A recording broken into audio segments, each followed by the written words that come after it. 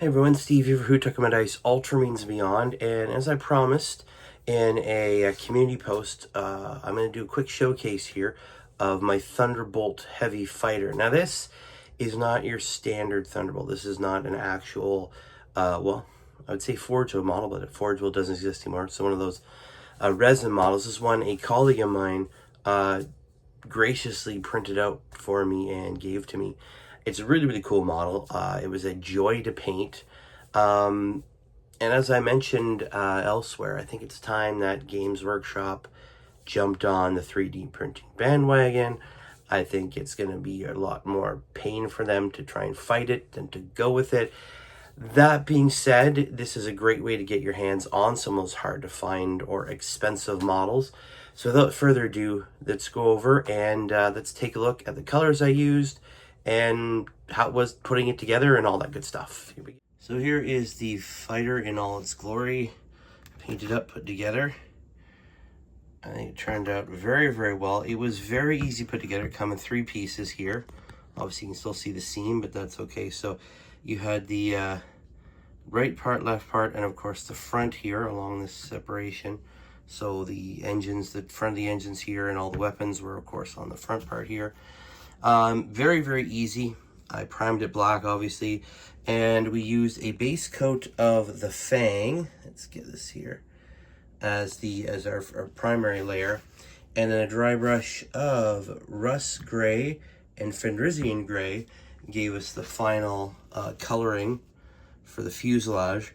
Of course, things like the engines here, the intakes, the cabling, and all the engines, the feeds there for the autocannons, the grill at the front. That was all done. Started off with lead belcher. It's hard to see there. And then I gave it a wash of Agrex Earthshade and then a little highlight with chainmail. Yes, I still use chainmail.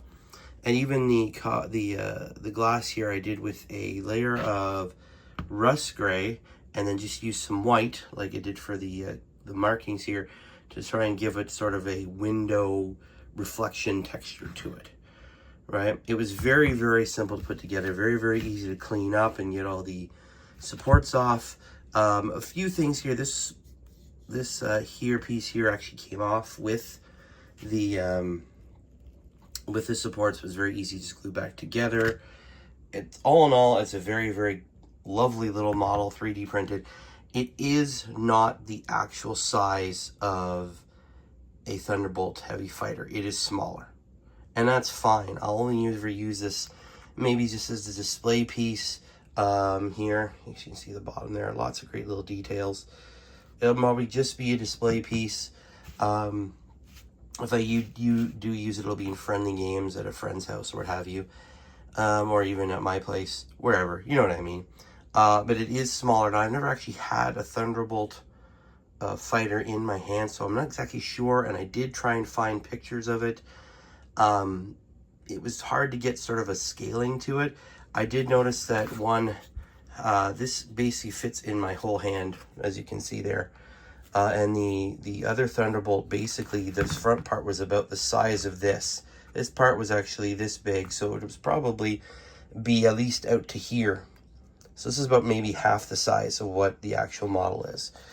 That being said, this was still a absolute joy to paint up, lots of fun, and a great little way to add some extra character to a table, or even use them in a battle.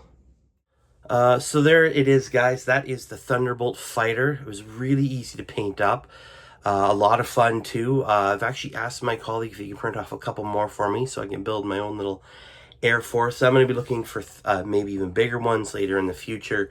Maybe even get like a bomber. That would be really cool to have your own little Air Force going across the battlefield.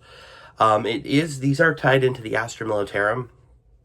On the app, they're actually in there as, you know, their own index, and that's a lot of the big tanks, what was Forge World tanks and planes and all those extra things like that.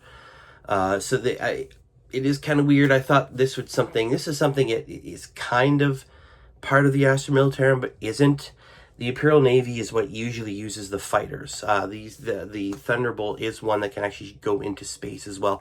It can be in non-atmospherical conditions, so it can actually be fighting in space as well, or maybe not fully in space, but enough.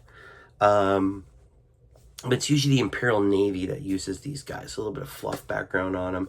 I know they've been a number of books, and I've seen lots of artwork all over the place.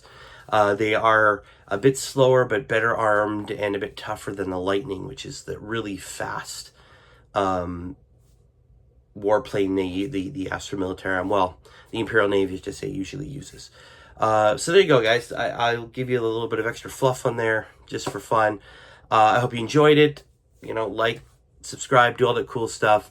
I'm going to try and see if I can get my hands on a few more of these. Maybe get, like I said, my own little Air Force going. And we'll see where that goes with that. So thank you very much for sitting through this quick little showcase. And I will see you guys later. Keep rolling those dice. Bye.